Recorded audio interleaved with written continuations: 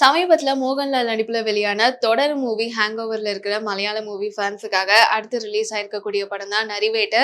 தங்களுடைய நில உரிமைக்காக போராட்டம் நடத்தும் பழங்குடி மக்கள் வெர்சஸ் அதிகாரத்துல இருக்கிறவங்களுடைய அத்துமீறல் தான் நரிவேட்டை படத்துடைய சிம்பிளான கதை. சோ படம் எப்படி இருக்கு அப்படிங்கறத இந்த ரிவ்யூல பார்க்கலாம்.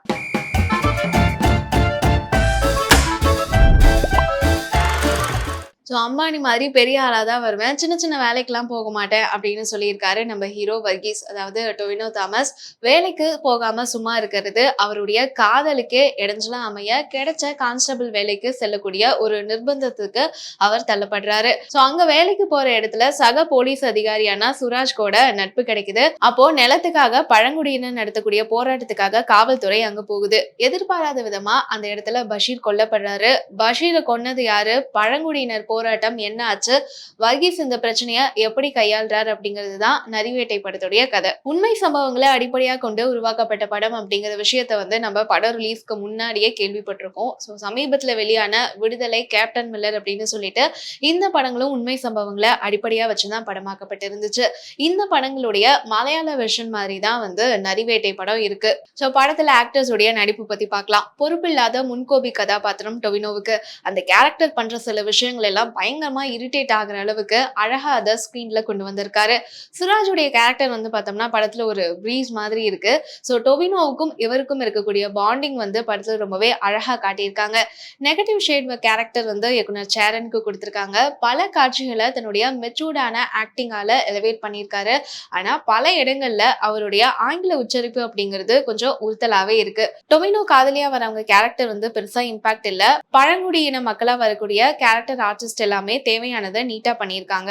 படத்துடைய பிளஸ் அப்படின்னா டெக்னிக்கல் டீம் சொல்லலாம். சினிமோட்டோகிராஃபி, ஃபைட், மியூசிக் எல்லாம் கதைக்கு எந்த ஒரு உறுத்தலும் இல்லாம கொடுத்திருக்காங்க. படத்துடைய பெரிய மைனஸை வீக்கான அதனுடைய ஸ்கிரீன் பிளே தான். இந்த மாதிரி கதைகளோட பெரிய பிளஸ் என்ன அப்படின்னு சொல்லி பார்த்தோம்னா அதோட எமோஷன் தான். அது இந்த படத்துல எந்த இடத்துலயும் சரியா கன்வே ஆகவும் இல்ல. ஆடியன்ஸ் ஆன நமக்கும் பெருசா அதை இம்பாக்ட் ஏற்படுத்தல. அதே போல போராட்டம் நடத்துற பழங்குடியின மக்கள் பக்கமும் வலுவான காட்சிகளோ அந்த போராட்டத்தை சரியா முன்னெடுத்து போறதுக்கான வழிமுறைகளோ வசனமோ அழுத்தமா எந்த இடத்துலயும் பதிய வைக்கல அப்படிங்கிறது பெரிய மைனஸ். காவல்துறை தங்களுடைய அதிகாரத்தை வச்சுட்டு தங்களை அடக்குறாங்க அப்படின்னு சொல்லி தெரிய வரும்போது போராட்டம் நடத்துறவங்க ஊடகம் முன்னால பேசாம அதை அலட்சியப்படுத்திட்டு கடந்து போறாங்க.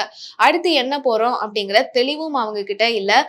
மக்கள் பணி செய்யணும் அப்படின்னு சொல்லி ஆசைப்படக்கூடிய நம்ம ஹீரோ டொவினோ கேரக்டருக்கு மக்கள் பிரச்சனையை பத்தின ஒரு அடிப்படை புரிதலோ தெளிவோ இல்லாம போறது அப்படிங்கிறது பெரிய கொஸ்டின் மார்க்கா தான் இருக்கு.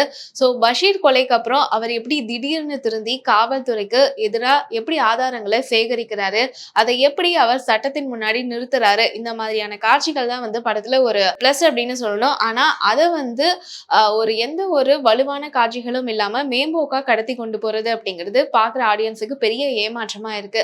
ஆக மொத்தத்துல நரிவேட்டை திரைப்படம் மலையாளத்துல இருந்து வந்திருக்கக்கூடிய மற்றும் ஒரு ஆவரேஜான படம். படம் பார்த்திருந்தீங்க அப்படின்னா உங்க கமெண்ட்ஸ் எங்க கூட மறக்காம ஷேர் பண்ணுங்க.